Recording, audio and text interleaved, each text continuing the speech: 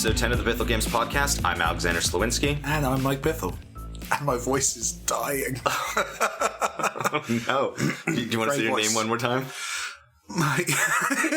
No. Each week we talk games, what it's like to make games, and the random stuff we don't generally find time to talk about because we are playing and or making games. Apparently more than once this week, and apparently with one of us down. We are at the Game Developer Conference in San Francisco, and it's been so busy. We were originally thinking we were going to do a few of these, or at least a couple. That was the plan, but then and maybe get some devs on the show. But we got Mike Futter. But we got Mike Futter. Yeah. I'm the participation prize. You're the Rice-A-Roni. Oh. You're our San Francisco treat. Love the guest you have on the show. Wow. I feel special. So we're going to talk a little bit about this week. Mostly from the point of view that Mike and I and Mike. This is going to be a weird one. I don't like this. Futter's fine, but you'll also hear it in all of our voices that we have been non-stop. This is day 5. Day 5 for me. Day 5. Day 5, yeah. So, some quick show notes. This is a bonus episode. We're still going to have a regular show next Monday. Thanks to all of our subscribers and the folks leaving great reviews and all that stuff. And then we're just going to go straight into what's GDC been like. Oh, this is going to be a rough one. This is great. Thanks for bearing with us, audience. Thanks for bearing with us. I promise I won't curse. This is going to be a rough one. But yeah, we should probably start off with the big news of the week, which is PlayStation VR. Yeah. Now has a date or date-ish. And release window. Date-esque. Release window and price. So, Futter, take it away. Yeah, sitting in the audience, it was actually one of the best press conferences I ever attended because it was 20 minutes. Andrew House gets up on stage. Here's the road we've been on. Here's the price, $399. Peace. October 2016 drops the mic, walks off stage. There were some gasps in the audience, followed by applause. I think everybody was expecting Sony to kill it on price. They have last announce advantage in that regard. And they definitely took advantage of it. But here's what's really interesting about... And by last announced, you're meaning Oculus announced their price, and HTC announced the price, which was 600 and 800. 600 and 800. So PlayStation VR is $200 less expensive than the Rift, and it is half the price of the Vive. They are not equal technologies. There are differences to all of them, of course. Things that inflate the price of the Vive right now that are going to be add-on things later for the Rift, and I'm sure we'll talk about that. But what's very interesting about Sony's strategy here is that they wanted people to walk away with the $399 number. That's the number they want stuck in people's heads because it doesn't come with the PlayStation camera, which for many people is going to be fine and good even. They're not buying a second camera. They're not buying something with an inflated price.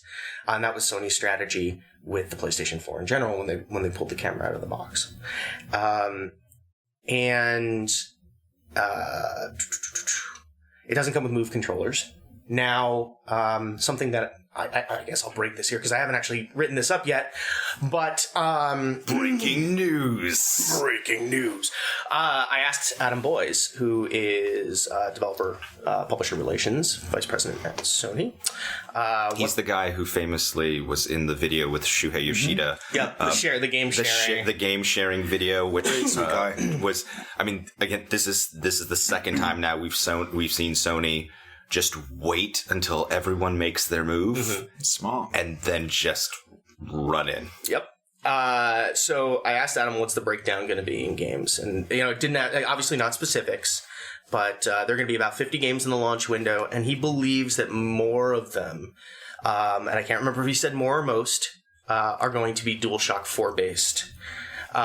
So there are going to be some that require the Move.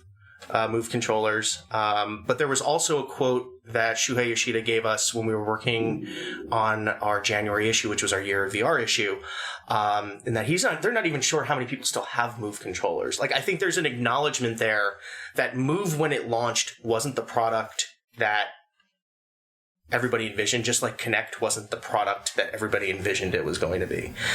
So they're going to have to produce a lot more Move controllers if they expect people to buy them. And then the other part of the strategy that's really neat is going in October. Whether or not that's a technical consideration or not, there's something very strategic about letting Oculus and HTC make the global case for VR and start demoing it and start getting it on people's heads, so that Sony, when it comes in at the holiday, will inevitably be bundling. That's what the holidays are all about. But it will already have 6 months of lead on that. More than that, 6 or 7 months of lead on people seeing VR in stores. You go into Best Buy, go into Toys R Us, go into any of those stores and put a demo unit on your head. So there's some very cool strategy in Sony's announcement. Meanwhile, Mike and I should also point out, if you're confused as to the reason that our audio doesn't seem to be individual, we are currently sitting around an ottoman in our hotel room, just speaking into one mic. So not me. The third mic. The third mic in the room. Oh, that sounds like a good seventh guest, 11th hour. Yeah. Or a really terrible Fox sitcom. The third mic. 89th century. So, Mr. Bithell, what's our week been like? So our week has been wandering around. With purpose, obviously. No, just lots of... Sorry, my voice. Lots of meetings, lots of conversations with people we're working with already, people we're about to start working with, people who would like to work with us, various stuff, and just kind of... Yeah, we've just been taking a lot of meetings and have lots of cool conversations about kind of... Just basically kind of setting up things that honestly probably won't, like, kick in a public way for, like, maybe even years in some cases, but yeah, it feels like we're laying some foundations. But it is very busy, and it's a lot of running from meeting to meeting, which is different to how I've done the last few events where we've been demoing a game and we've been showing stuff, and then you tend to stay kind of static. Not always a GDC. GDC, I do always end up running around with a laptop demoing it to people, but yeah, that's been the big shift this year. Is I'm not trying to sell anything, which is a really weird situation. Show anything? No, sell.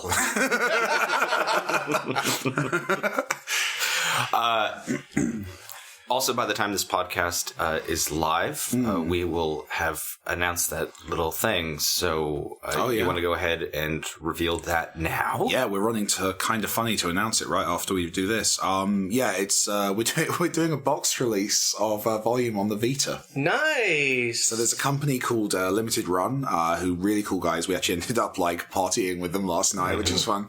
And they do these super limited runs of kind of indie games, and it's mainly for collectors. It's mainly stuff, and we've really kind of tried to make the best version of the game we can for that audience. So, it's foil case and a great manual, hopefully, that people will kind of... It has a manual? It has a manual. What's a manual? It has a manual with a notes section, because I was... Oh, that's good. And the other really cool thing with the manual that, like, just is a point of personal pride for me is that it used to be one of my dreams when I first started in the industry to get my name in the credits in a manual in a video game box.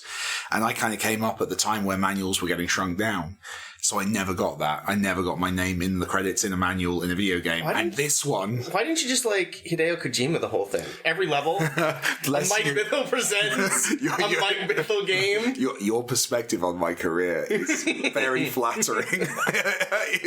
So I finally got my name, and everyone else, I think there's like 4 pages of credits in the manual as well, which is really fun. So anyway, so it's something for like collectors, fans of the game, and to the Vita community. community who has been incredibly supportive of They've been Volume. so kind and so. I did not anticipate how much the game would kind of work for that audience, but it really has. So it's been great the way people have come out. So it's just a nice kind of way of giving something cool back.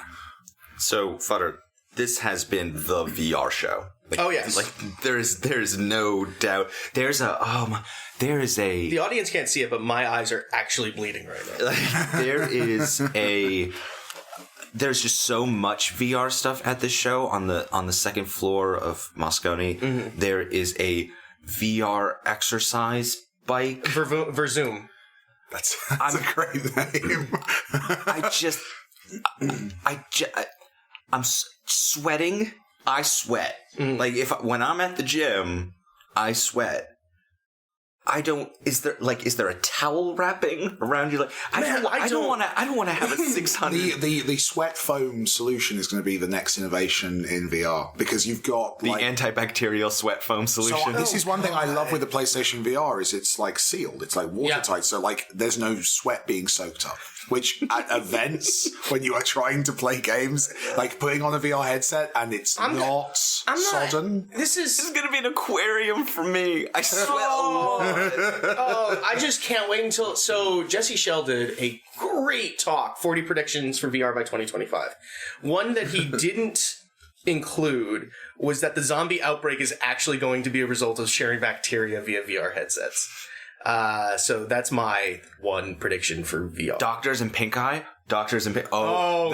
Pink eye is gonna go through the roof. Oh yeah. I mean, look, I'm gonna try not to be gross about this, but I got up this morning and I had like some acne on the bridge of my nose. I'm like, that's so weird. I haven't been wearing my glasses, and oh gosh darn it, it's freaking VR headsets. It's like, this is not okay. Yeah, so my week started, I landed at 9 o'clock in the morning on Sunday and then pretty much went right over to Oculus where they had 41 games on display, 30 of which are going to be available on March 28th at launch. And there are some ports from Gear VR, which, makes sense. And there are some... And Gear VR is the Samsung partnership device where you slot... one of their flagship phones into the housing, and it's really cheap. It's $99. Which we saw a Wesley Snipes commercial for yesterday. Wow. Lil Wayne. Lil Wayne and Wesley Snipes like advertising the Gear VR, and it's like, wow, that's... And, it's really affordable, especially if you already have, one of those Samsung flagship phones.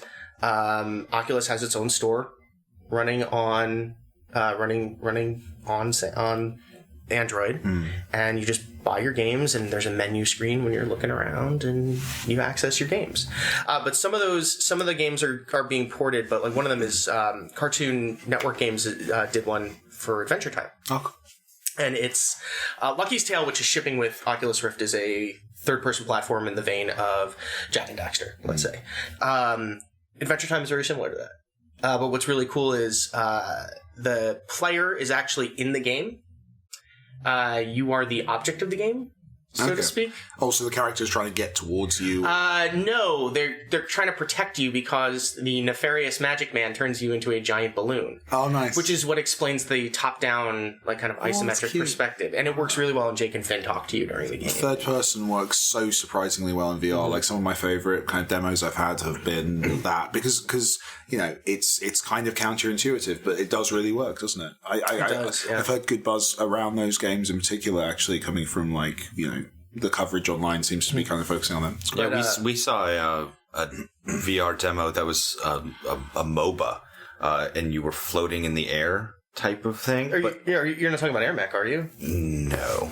I don't even think it had a name. VR MOBA. The VR MOBA. Buy our new game, VR MOBA. But you could it was a demo, like you could zoom onto the field and then zoom back up into the air. Oh, neat. And the transition was really clean, and it just looked good. And so I ended up zooming in. So there was a cliff that was like overlooking like this fight. Mm-hmm. So then I made sure that like I zoomed right into like the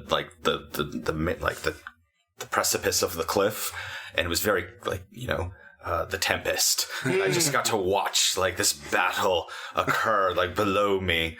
I like how your voice went Shakespearean. That's good. Below me. Below. Move on, Futter. So I'm hugely excited for Elite Dangerous in VR, and Eve Valkyrie, and those are two very different experiences, but both kind of fulfill that I'm in space kind of fantasy. There's that Battlestar Galactica Wing Commander fantasy. Oh yeah. There's a digital collectible card game coming for VR called Dragonfront. I'm looking at your face. Mike and I just staring at each other. How do you do the interface for that? How do you do the deck of cards? So there's a deck builder. Right. And then the way it works is you look up above the battlefield and you pull the right trigger and it flips your cards around. And you just gaze at them and you can kind of zoom in and see what they do. But what happens is the units are kind of appear on the battlefield. And it's a positional card game, so it matters where you place your units. Okay. And then the goal is to advance towards the enemy's stronghold and then take its health down. But you also have like a champion character. There's going to be 260 something cards at launch. Nice. It's a free to play. So it's the only free to play game that I'm aware of launching in the Rift launch. That'd be really interesting. So it's not Day of Judgment? It is in terms of the in terms of the technology, obviously it's not Day of Judgment. They're not actually physical cards. However, they prototype the whole thing in print. So you can play the game with physical cards. And I talked to them about, are you going to make a physical product? And they're actually considering doing something along the lines of Pokemon. Okay. Where if you open a Pokemon pack these days, you get a code for the online TCG. Oh, that's cool. So that might happen. But yeah, there's 30 games. The diversity is really great. One that I think people are going to really fall in love with, Gunfire Games, which is a bunch of ex-Vigil guys following the whole Crytek USA Michigas. Are doing a game called Chronos, which was Dark Side. Let's go Vigil back a little bit. That was Darksiders. Okay. Yes. But Chronos has flavors of Dark Souls with very contextual storytelling, very methodical combat, and it's 12 to 14 hours long. Wow. Yeah. It's a full game. That's substantial. I'm really interested in play session length in VR. A lot of the conversations on the dev side have been like, how long are people going to realistically sit and play a game for in one session? And how do you break up games differently in order to make that comfortable? There's been some actually, I know PlayStation have done a lot of really interesting research into that. But so it's interesting hearing about those bigger games because it's like, well, is that going to be something you play for 15 minutes every day, but you do so for a month, or is it going to be something that people actually do get invested in for hours at a time? That one is. They tackle this problem really interestingly because the way the game works is there's a bit of a roguelike element to it. In that you have to go into this other world, and if you die, you get spat out. So it's not a permanent death. The effect is something along the lines of Infinity Blade. So even though your character is a different character, it looks the same. There's a cumulative progression. There is. Yeah. And in this case, what happens is you age a year. Okay. And as you get older, you unlock more traits. But at the same time, you are physically getting older, so it's harder to level up your strength and agility the older you get. But it's easier to level up your arcane. So you kind of front load in your level ups. You front load the kind of the agility and the strength. That's cute. I like that. It's just really neat. Like I think people are going to really enjoy it. I love that there are these bigger projects because, VR, for a lot of indies, we're making lots of kind of weird, interesting stuff. But I also, as a player of like the AAA stuff and the bigger stuff, it's good to know that that's going to be present and correct.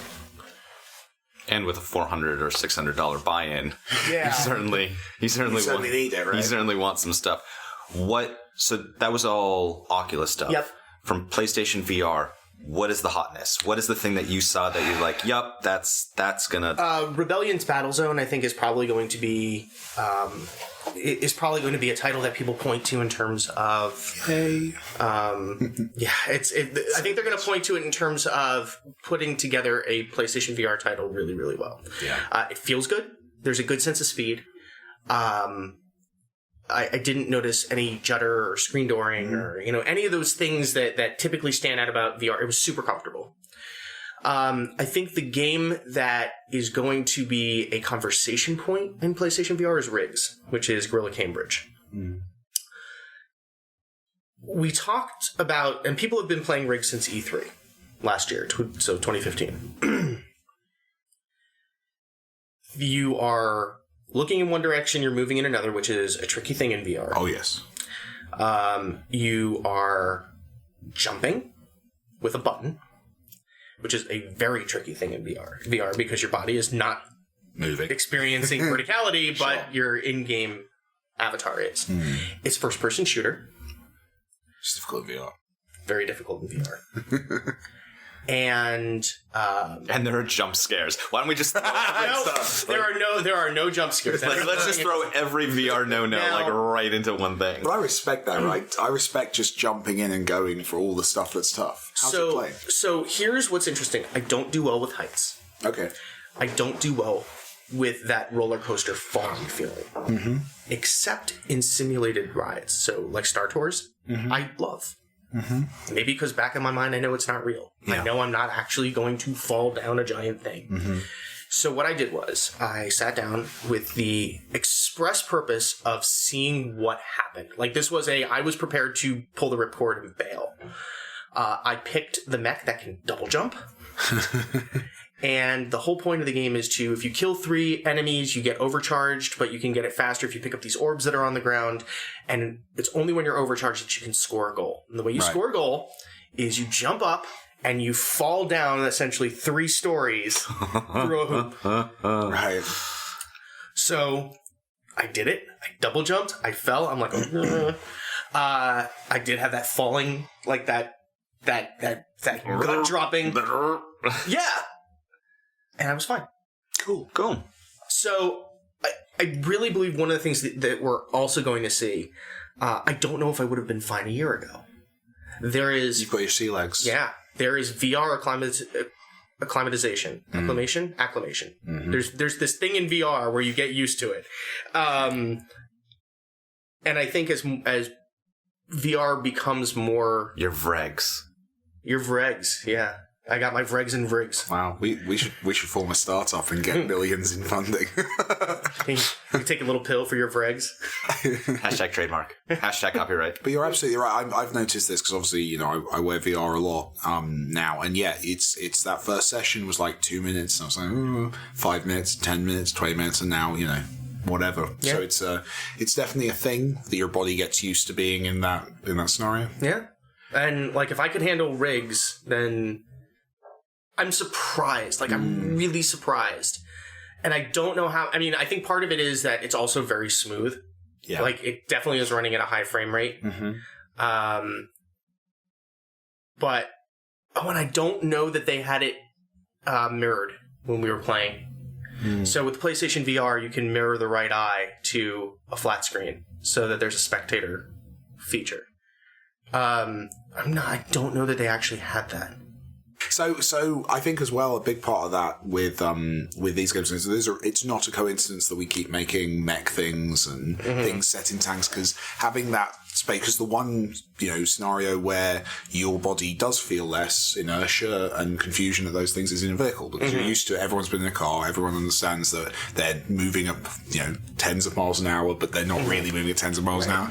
So with these games, putting the Battlezone does the same thing. Putting that thing around you is great for that. I had a chat with the designer of Battlezone at a Sony event a few months back, and he was talking about how they handle movement and rotation of the ship and your head movement, and they actually they trick some stuff. They kind of fake some stuff. They do. There's when the ship moves, they actually kind of steady cam you. So the ship's kind of bouncing around you, and in reality, your head's attached to your body, which is attached to your butt, which is attached to the ship, so you would be shaking around, but they actually kind of steady everything off.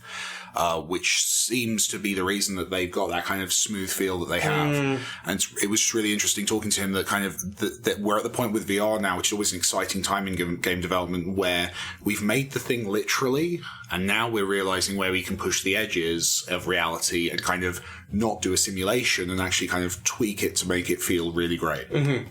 I'm really excited about once VR becomes more widespread and once more people have their VR legs. Yeah. They're vregs. They're vregs.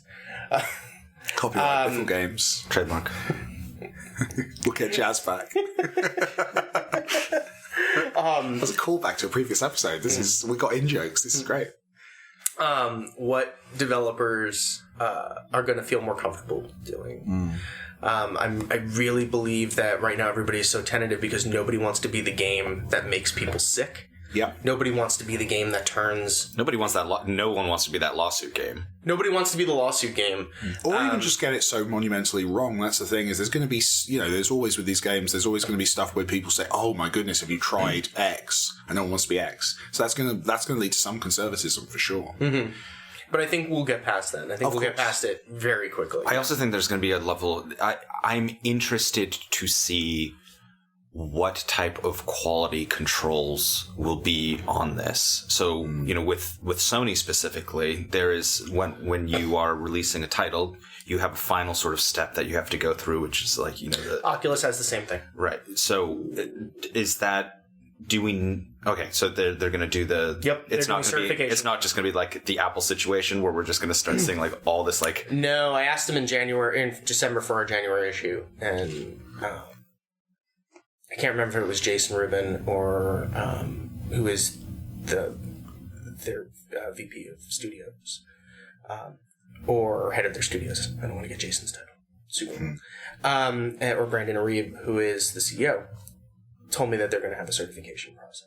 The question is always severity of that and what the certification questions are. I know there's been some really interesting kind of discussion about like how firmly you can actually stick to rules, because there's definitely best practice, right? But it's where things become, it's all uncharted territory. What is best practice? What do we want our developers to try and do, and what would we suggest to them versus what do they have to do in order for us to let them release their product? And also, Sony has a history here. I mean, every title that comes out on the console has gone through some form of this process. And I mean, that's kind of, I think, one of the things where having somebody like Jason Rubin at Oculus is really good. He former THQ, former was it no, not Naughty Dog, Insomniac? It was Insomniac, yeah. No. Yeah. Yes. Yeah, keep talking. I'll look it up. Okay. Yeah, because he'll go through the process. I think though, I think they're going to have different audiences. I think the Oculus, the PC audience is going to be a bit more. Obviously they want a smooth, polished experience, but there will be an expectation of a little bit more wobble. Whereas I think PlayStation obviously will take it very seriously, making sure that anyone who plays a launch game on their hardware has an amazing experience. You're looking, you're Google fooing. Yeah. Cool. Yeah, I'm excited. And it's fun to be kind of part of those conversations and part of those discussions and getting it cool. Alexander's looking this up. It's cool. I'm pretty sure. I'm trying to fill the Crash was Naughty Dog, right? Crash was Naughty Dog. Yeah, it's Naughty Dog. It's Naughty Dog. He's literally a naughty dog. He is a naughty dog. I love Jason though. So Mike, well. Futter has been... How did I know that you were talking to me? That's weird. Because he gave you the mom voice. Yes. So, Mike, while Futter was having all these VR experiences, we were going from meeting to meeting to meeting, trying to decide... what are we doing next with our lives? I'm going to put it a little bit differently. Okay. Shawarma. I think we were going around. The situation we're in now. Obviously, we ship volume, and that's out. And then we're doing a PlayStation VR game, which will be out around launch. I think is the terminology we're using right now. and that's kind of, that's on its path, and it's getting there. So yeah, there is this question of, what's the next project and how are we going to make the next project, and how's that going to sit? So that's been one of the big questions for GDC for us. So we've been meeting with who have we been meeting with? Engine companies, publishers, other devs. We've met with some of our kind of mentors and people who give us kind of good advice, and we're just trying to kind of answer that question for ourselves. We're working on a couple of things. People who listen to the podcast will know that we've not been sitting twiddling our thumbs. There's stuff that we are starting on, but it's all very much at the pre-production stage. So we totally went into GDC thinking, I mean, I don't know about you, but by this point, I was hoping that we would have that that thing that is like, yes, that is what we're doing, and we're still just. I think the opposite's happened. I think we have more options on the table than we did when we got here. Terrible. It's like it is not. We just need some people to say no. That would be great. Thomas was alone too. Thomas actually isn't alone anymore. Got married, had kids. Lived Acronyms are very dangerous. Very dangerous. So I like it's an exciting time. Like it sounds like complaints, I think, because me and Alex are both so tired, but like it's a great problem to have. We have lots of options, we have lots of things that we could do, and now it just comes down to just weighing all those up. I think we're going to have lots of conversations when we get home. But yeah, it's been very informative.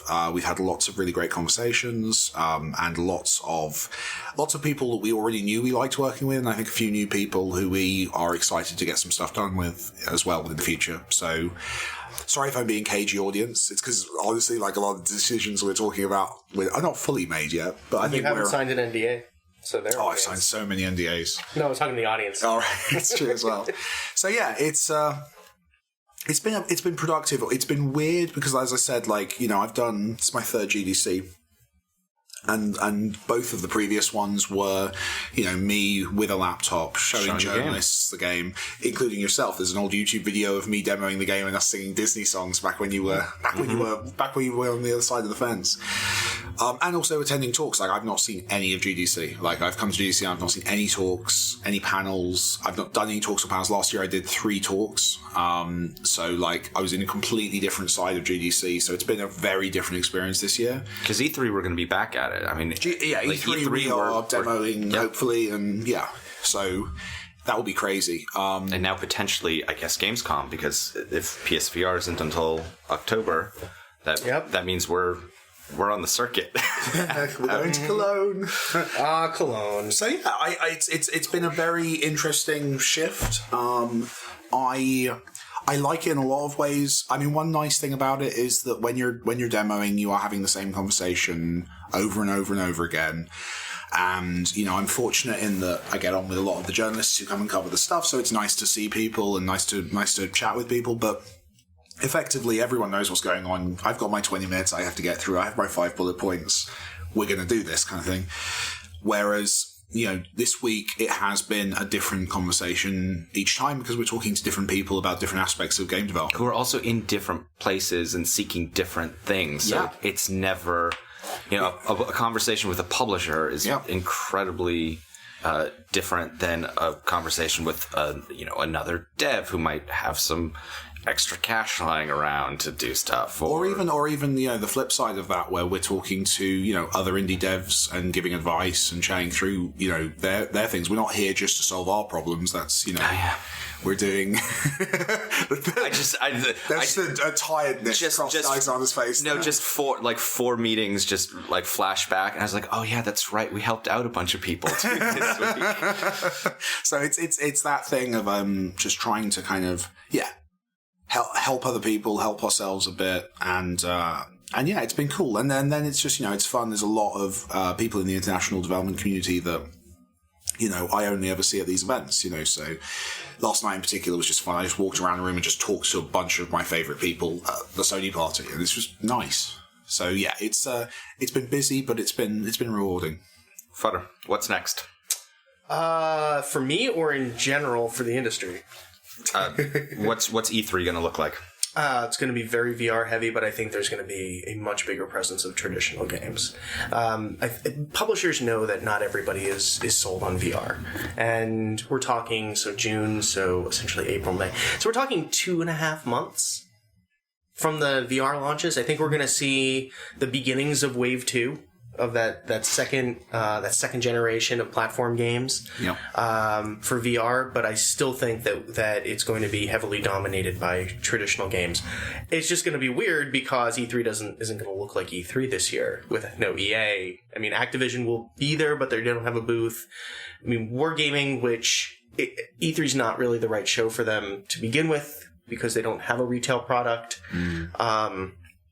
So they always just put a tank outside the building. They do. They put a tank, and I don't remember them ever being on the show floor. No, they're on the show floor. They've got massive. A massive booth on the show floor. But I don't. But you just walked right by it, Yeah. which is why this is the right decision for them. Yes. And with no Disney, There might be a tank. They might still put a tank. They might still put a tank just up front. and just put somebody on top of it waving.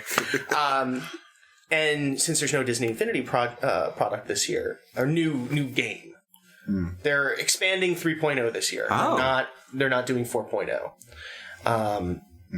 So Disney doesn't have a booth, and their booth has traditionally been fairly large. Yeah. So you've got a lot of players who a lot of floor space. The enormous Ubisoft. That's probably what it's going to. And Ubisoft already has a huge booth, but we don't know who's going to take the EA spot. So if you've never been to E3, this is really important. Guys, they're going to have Real World Division. It's going to be the Division. They're going to just take all that extra space and they're going to give us chest-high walls and we get to play like the Division laser tag. Please, Ubisoft, make that happen. I hope that happens because you're going to be cooped next to me in the VR demo area. We're unable I'll come and tell you how it is. Yeah, you can come on the podcast and tell us how amazing it was and just make him squirm. That'd be good. So if you've never been to E3, which hall is it? West Hall or South Hall is where the third parties are? Oh, I mean, to this day, like we're here at GDC and there's a North Hall and a South Hall. And a West Hall. And a West Hall. I still have no idea. I did this for 13 years now. I have no idea. I can never, I always figure it out some point during the week, but as soon as I leave LA, I forget. So one of the halls is where the first parties are and some other... And first party means Sony, Microsoft and Nintendo. And then the other hall is where a lot of the third parties are. So you got your EA, your Activision, not this year, Ubisoft and 2K. So when you walk into that hall, the EA booth was the first thing you see, and it's huge and it's loud, bright, and it's loud, white and like neon lights, and it was. Where are you in relation to the EA booth is the question. You walked into not a stadium, but it felt like walking into a Jumbotron. Oh yeah, and it's multiple floors. A lot of these booths are multiple floors where they have meeting space upstairs. No EA this year. It's just this huge gap that the ESA needs to fill on the show floor right now. And I wouldn't be surprised if more publishers drop. Volume Coder, right? Mm-hmm. Will take over the EA space. It'd be amazing. The Division laser tag. Make it happen, ESA. I believe in you. I believe in you, Ubisoft. Oh, speaking of Ubisoft, one of the best things I played in VR. I've heard about this. Werewolves Within. Yes. It is the party game Werewolf. More using Mafia rules, one of the original kind of whodunit games, but you are assigned a role, and you have to figure out who around the campfire is a werewolf. And you have ability. Each of the roles has abilities. And you can stand up and it mutes everybody's mics for 10 seconds so that you can monologue and make your case. You can gesture. But one of the things that they've added when you're talking, obviously it tracks your head. We played it in the Rift, but it's coming to Rift and other platforms. They added gestures. They added automatic talking with your hands. So it looks really good. It's very cartoony, but it sells it really well. And we played for at least 45 minutes, 5 or 6 rounds. Wow. And had an amazing time. That's a long demo. Like you just. We were at Ubisoft had an evening of press stuff. There's some news that's going to be coming later this month, but they also talked to us about user research, which was really neat. And then they showed off Werewolves Within, and at the end they're like, "You guys can just hang out and play," and we did for at least like 45 minutes, 5 or 6 rounds. That's a really good sign. Yeah, I mean, like honestly, I can count on one hand the number of times that I've had that level of. Like interest, right? You want to and flexibility where like a publisher just was like, no, go ahead with it. And the two, like off the top of my head, Shadow of Mordor. 2 years oh my ago. god, that was how they gave us 2 hours to play if we wanted. You could, they just let you play. Yeah. And everyone came out of that E3 going, yeah, Shadow of Mordor is legit. And it was great. And yeah, I mean, they were confident in it for a reason. It's a good game. And then the only other one was XCOM, the original, when they rebooted XCOM. Yep. Like, I spent a solid hour and a half with that game. But it is very rare that you get, like, A, you get the opportunity, and B, they just let you go. Now I'm gonna want to take it, right? But now I'm gonna blow your mind. The Ubisoft studio that did it, Red Storm, which is Rainbow Six, Ghost Recon. Huh. They did some work on Far Cry. They worked on The Division. So this is a very, very different game. So is that a game jam that got out of hand? I wonder how that was. I wonder if that's the game jam got rogue. Ubisoft, but that's often the case, right? These kind of bottom-up kind of approaches. I mean, one of the things that Ubisoft has always been very good about, and sometimes to their detriment, as we saw with the Wii U, is they typically go all in on new platforms. And it didn't work out with the Wii U.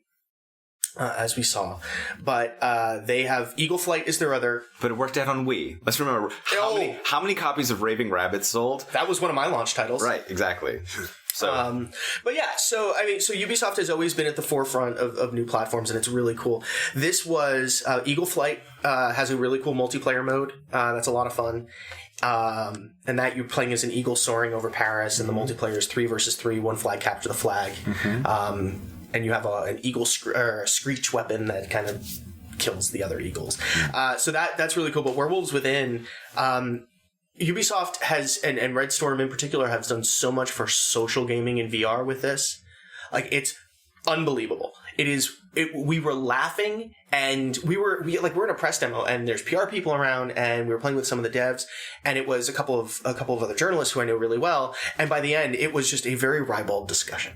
That's really cool. I think social, like, you know, some of the demos, the Toy Box demo from Oculus was brilliant for that as well. Like, it's an aspect of VR that I think we are just scratching the surface of. The other thing about VR, and I want to kind of get your take on it as a dev, you know, one of the things that every platform is going to offer in some way, shape, or form is a virtual theater. Yeah. Whether that's for streaming apps, Rift is going to be able to do Xbox One games. Vive is doing their desktop theater, which I got a chance to play. It's 200-something foot screen in front of me. And then Sony, all of your traditional PlayStation 4 games are going to be playable in virtual theater, as well as all streaming apps. And Valve's desktop theater mode is actually going to be available for other platforms as well. Right. So that supports Steam VR, which right now is the Rift. So, which is cool. What is your take on that technology? Does that impact how you think about things at all? Is people playing in VR on a virtual screen instead of on their couch and being a traditional distance away from a 40 to 60 inch screen? Yeah, I think so. I assume that most of these will allow for a lot of customization for the player. I mean, the immediate one that comes to mind is that classic cinema. So I remember watching Mad Max Fury Road in IMAX, and the only seat I could get was quite close towards the front. So I spent the entire movie just like darting my head around the corner of the screen. So immediately with HUD, as a game designer, I'm thinking like my UI needs to be probably like localized to where the action's happening rather than in the periphery, because a big screen, you're going to see that less. So that's just the immediate one. I also, one issue with VR for that would be resolution. So, like, any small text potentially would become a problem, even if it's on a massive screen, like showing, the kind of HD text that we've all gotten very, very comfortable with. So you're talking about like the Dead Rising effect? Exactly that. The kind of those Mass Effect, when, the first Mass Effect, I think, had a similar problem where the text was very small on a HD screen. Just to refresh people, when these Xbox 360 games came out, they were assumed that people were going to be playing on HD TVs, but those... Which at the time was ridiculous. Yeah. Like, to assume that anyone was playing on an HD TV. Because these were, HD TV back then, $1,000, right? A few $1,000. No, it was a couple $1,000. Yeah. So I think that's an issue. And actually with VR, remember, VR, yes, you're watching it on a massive screen, but you're actually watching, in terms of the pixels that can be drawn, you're watching, that screen is close to your face, which probably, well, it depends on the headset, but is like around standard HD. So you're seeing a screen. It's not like every pixel in your eyes is being used. So actually it's a lower than HD image that you're seeing on that big screen, which, if you've experienced it, that doesn't matter because it's still massive and awesome and it feels great. But, like, it's a factor. Like, text reading could be an issue. So those are the things that immediately, like, as a kind of, on a practical level, I'm like, right, okay, so no small text, and the UI probably needs to be not right at the edges, or at least give the option for it to come in. In terms of that as an idea, I think that's brilliant, because the biggest challenge here is content, and is convincing the player that there is enough stuff that you are going to get enough value for your purchase. So, like, the idea of suddenly can have a big screen, that's amazing. That's a really cool thing, and it's all of my old stuff works on it. I really hope at least one of these devices supports 3D Blu-rays with this, because I would love to go and sit in a virtual 3D cinema and watch 3D movies. I think that'd be amazing.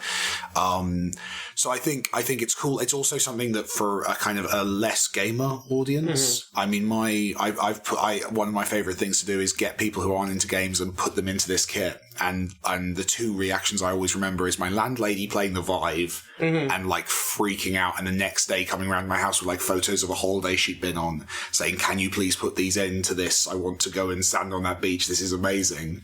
And me having to kind of explain asset creation to her and how that might be a bit longer process. But the other one I remember is my father-in-law. I put him in a bunch of different demos over, and he works in IT. He's a very techie person. And the one that he was talking about next day was the home cinema app, which I put him in, where it was like, this nice home cinema plush room with a reasonable sized TV that you could watch movies on, because he was just like, I've always wanted a home cinema, and I was in a home cinema. So I think there's value there, which I think to us who are excited about the new thing, maybe might not be as appealing, but I think to a broader audience, it's really going to help build up the scale of that audience. And then, of course, we can try and convince them of, newer experiences. So we actually have to wrap up, because we have to run off to Kind of Funny, and Futter has to run off to Oculus. I do. I'm going to go do some Gear VR stuff. Cool. So if you have, thank you for joining us on this special episode, this GDC in the trenches sort of episode, where, again, we are sitting around one mic.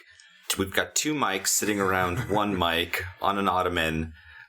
The two mics are on the floor. One mic leaves the UK at 5 a.m. One mic leaves New Jersey at 8 a.m. At what time do the two mics meet? If you have a burning question about games, game development, or just about the complexities of the universe, you can send those questions to us via contact@BithelGames.com, through the YouTube comments of the show, or on Twitter by pinging @MikeBithell, @Slowinski, or if you're feeling really, frisky and fun, you can always contact Futter at Futterish. So thanks for listening to this episode of the Bithell Games Podcast. We can always use your support, so please provide reviews and 5 stars on iTunes, likes and subscribes on YouTube, and positive reinforcement whenever possible. This podcast was produced by Jonathan Downen. He's going to be doing a little bit more producing this week than usual. We'll be back. We'll be back in a few days, actually. And I'm Alexander Slowinski. Thanks again, and get in the last word, Mike. No, not you. My eyes are not bleeding, actually. I didn't mean to scare you. That's more than one word. He's completely misunderstood the format of the program. Damn it. That's your word.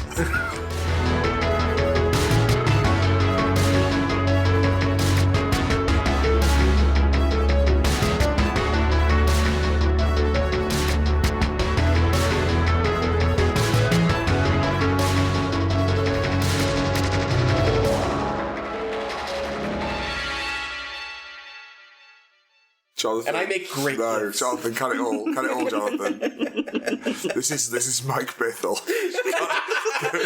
This is the Admiral speaking.